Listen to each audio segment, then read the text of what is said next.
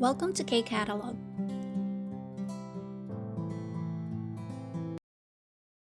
KIIP Level 1 Unit 18 ng textbook. This is the last unit for Level 1. So let's start with 어휘, vocabulary. 여러분은 한국 생활에 대해서 무엇을 알아요? Sabi, sa pagtira mo daw dito sa Korea, ano-ano ang mga nalalaman mo? Okay, so anything that you know about Korea. For example, gyotong. Gyotong means transportation. So ano yung mga alam mo about transportation system dito sa Korea? Sabi dito, 대중교통수단을 이용하기 편하다. Again, 대중교통수단, transportation system. 이용하기, use or usage. Usage of the transportation system is convenient. Okay? So, next. 택시 잡기가 쉽다. 쉽다, easy. Taxi, taxi, yan. Chapki. So, chapki is yung pagsakay or pagpara. Okay, it's easy to catch a taxi or yung pagsakay nga. Bakit kaya? So, pag nandito na kayo sa Korea, malalaman nyo yan kung bakit. Okay, and ma-discuss din natin yan. Next, 교통카드를 이용하다. 교통카드, transportation card, 이용하다, use. So, gumagamit ng transportation card. And actually, one card is enough para sa bus, sa subway, and even sa taxi. Yan, kahit isang card lang yan, no need na iba-iba. Next one, 고등학교. 고등학교 is high school. So, ano naman daw yung mga nalalaman mo about sa school? Yung system nila dito sa pagpasok. Okay? So, 2월에 졸업하다. So, 졸업하다 is graduation. So, kailan daw? Month of February. Yan. So, February, graduation. And then, 3월에 입학하다. 입학하다 is admission. Admission, enrollment, or start ng class. So, kailan daw? March. And then, 여름과 겨울에 방학이 있다. So, for summer and winter, meron silang vacation. So, since 4 seasons sila dito, they have long vacation like 1 month na summer vacation and 1 month na winter vacation. Banghak vacation. Okay, so another one, Byungwon, hospital. Ano naman daw yung mga nalalaman mo about hospital? So, sabi dito, 외국인 등록증이 필요하다. So, kapag ikaw ay foreigner, kapag nagpunta ka ng ospital, kailangan dala mo palagi ang iyong 외국인 등록증 or alien registration card or foreigner registration card, yung blue ID mo. Next, 건강보험이 되다. 건강보험, health insurance. So, pwede daw ang health insurance. And then, 12시부터 1시까지 점심시간이다. So, halos lahat ng ospital, ang lunch time or lunch break ay from 12 to 1. Okay, so pag pumunta ka ng alas 12 dyan, wala ka talagang matatagpuan or madadatnan na tao kasi nga lahat sila matik naka-lunch break. 여러분이 한국 생활에 대해 아는 것을 이야기해 보세요. So ikaw daw, kung ano yung nalalaman mong information about sa Korea, discuss mo daw. So for example, 한국 사람, ano yung mga masasabi mo about sa Korean? Okay, mga Korean people. 한국어, about sa Korean language, ano yung masasabi mo? 한국의 의식주. So, ano yung 의식주?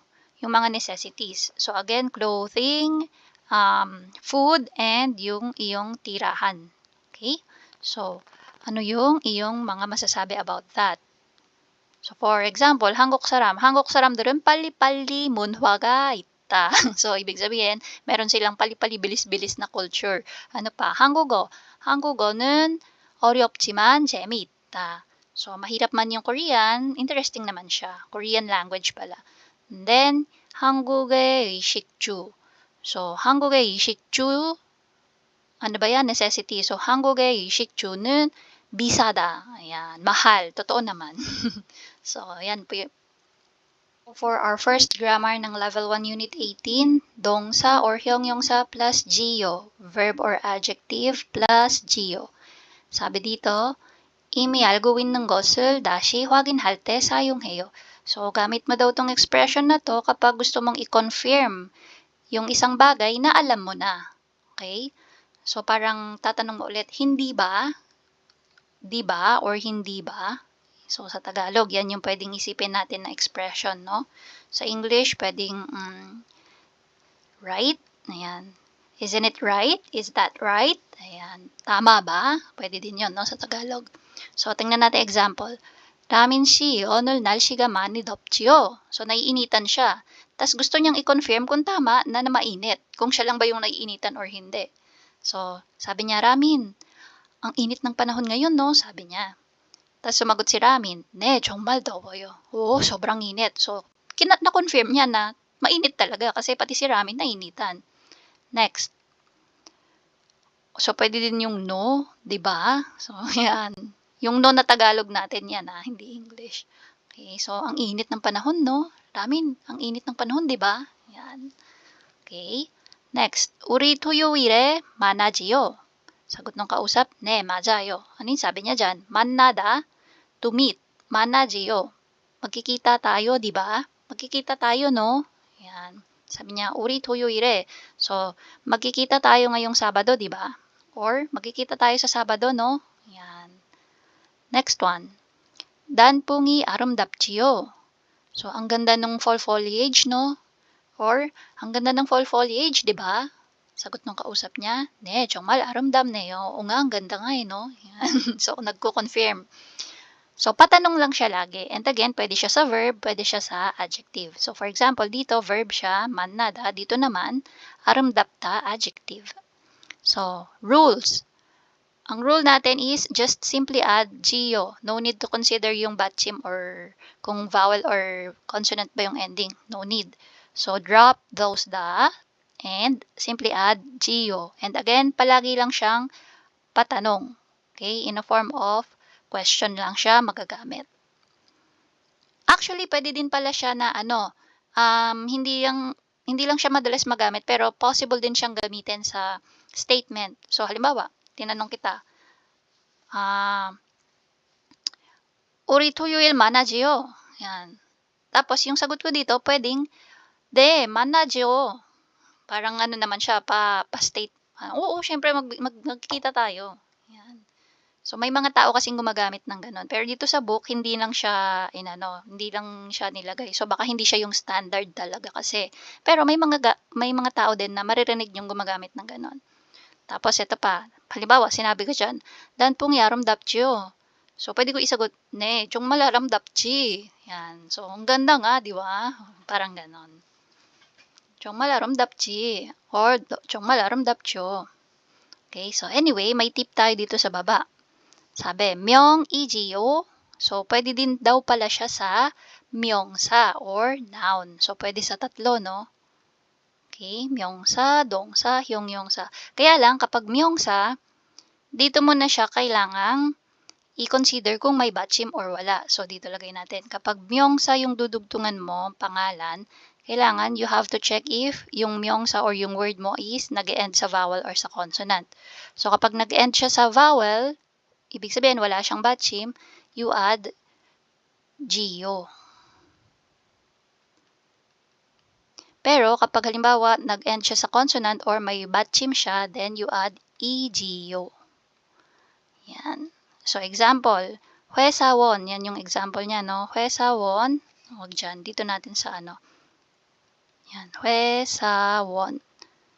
Yan yung 명사 niya or noun. May nag-end sa batchim or niyan consonant. So, egeo dapat yung idudugtong.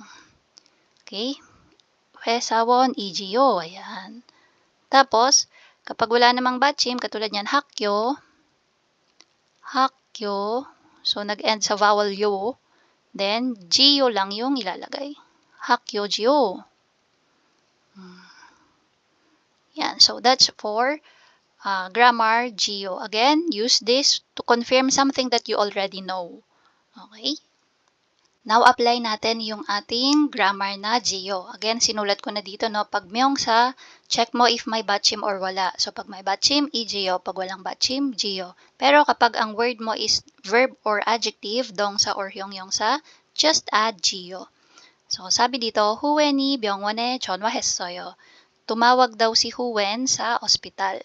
무엇을 확인해요? Ano daw ang i-confirm kaya niya? So, 이야기해보세요. Discuss. Tingnan natin yung example. Picture natin, ospital. Ano yung nandito? 대한병원이다. So, sinabi niya lang na hospital daw siya. Ano yung pangalan ng hospital? 대한병원. So, yung word natin dito is noun. 대한병원. 명사, pangalan siya, no? Again, pangalan ng ospital. Ano yung sabi ni Huwen? 여보세요, 거기 대한병원이지요? So, nagtatanong siya. Alam niya na ospital yung tinatawagan niya, pero kino-confirm lang niya kung tama ba na yun talaga yung ospital na gusto niyang tawagan. So, kinonfirm niya yung pangalan. Hello, sabi niya. Ito po ba ay Daehan Hospital or 대한병원? Yan. Tapos, ano yung dinagdag niya? EGO. Okay, bakit? Kasi nga, noun siya. So, consider natin yung niyon na 받침. Kaya EGO yung dinagdag. Tapos, ano yung sagot ng nurse? 네, 맞습니다. Opo, tama po. Ano daw yung tama? Tama na yung hospital na tinatawagan ni Huwen ay yung 대한병원. Okay? So, ito yung mga susunod na i-confirm ni Huwen. 예약을 받다, to receive a schedule or a reservation. Parang to make a reservation yung ibig sabihin yan. Gusto niyang itanong kung tumatanggap ba sila ng reservation. And then, number 2, 건강보험되다. So, 되다, kung pwede. Pwede po ba ang health insurance? Ayun ang i-confirm niya. And then, another one, yososhikaji 진료하다. Pag sabi yung 진료하다, ibig sabihin, tumatanggap sila ng ng tawag dito, yung pag nagpa-check up ka sa doktor, no? Consultation, ayan. So, hindi ko pa mahugot yung Tagalog at English. So, pag nag-aral ka ng Korean, pwedeng masira yung Tagalog at English mo kasi minsan hindi mo mahugot yung salita kung alin doon. So, anyway, so sabi niya, 6 o'clock, hanggang 6 o'clock ay nagko-consult ba sila? Yun yung i-confirm niya. Sige, so gagamitin natin to, no? Gio. 예약을 받다, so drop natin yung da. Yung 받다 ay 동사 or action. So, magiging 받지요. So, yung pinaka-question niya is, 예약을 받지요. Tumatanggap po kayo ng reservation, tama po? Or, tumatanggap po ba kayo ng reservation? Or, hindi pala yung tumatanggap po ba kayo ng reservation. Dapat po may confirming So, parang, tumatanggap kayo ng reservation. Tumatanggap kayo ng reservation, tama? Yon. Next, 건강보험이 되다. So, yung 되다 magiging 되지요. So, 되다 is adjective, yung sa. Sabi niya, pwede po ang health insurance. Tama po. Or, pwede po ang health insurance, di ba? Or, pwede po ang health insurance, no? Yan. Next, yososhikaji 진료하다 magiging 하지요.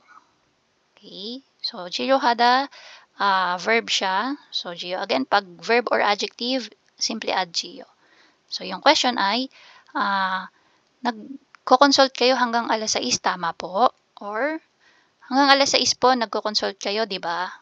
Yun. So, yun yung ating Gio. 여러분도 친구에 대해 아는 것을 확인해 보세요. So, ikaw din daw, about sa kaibigan mo naman, try mo yung nagko-confirm na statement using yung ating Gio na grammar. So, example, Anay 씨는 대학원에 다니지요. So, sabi ni Anais, 네, 대학원에 다녀요. So, yung kausap niya, alam niya na nag-aaral sa college si Anais, pero kinonfirm niya lang. So, Anais, ano ka, di ba? College ka ngayon, di ba? Parang ganun yung question niya. 대학원에 다니죠? Tapos, kinonfirm lang din ni Anais na, oo, tama, sa college ako ngayon.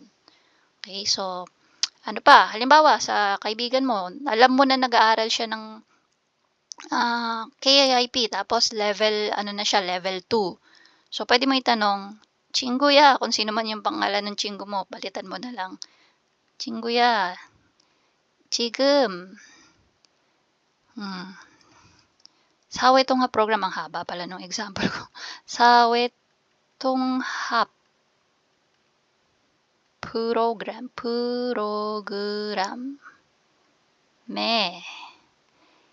2단계. So, 2단계 is level 2. 2단계를 공부하고 있죠. Itio. Ayan. Pagpatanong kasi nagiging jo na lang siya, na shorten to Gio. Pero 'pag susulat mo siya, Gio. Ayan. Ano yung sabi ko diyan? Kaibigan, 'di ba ngayon sa 사회통합 program level 2 na yung inaaral mo? Okay. So that's 친구야, 지금 사회통합 프로그램에 2단계를 공부하고 있지요. Yun. Tas kunyari ako yung kaibigan mo and tama naman yung kino-confirm mo sa'kin, "네, 맞아요." And that's it. If you find this video helpful, please hit the like, share, and subscribe button. So I still hope to see you in the upcoming videos, and again, thanks for watching.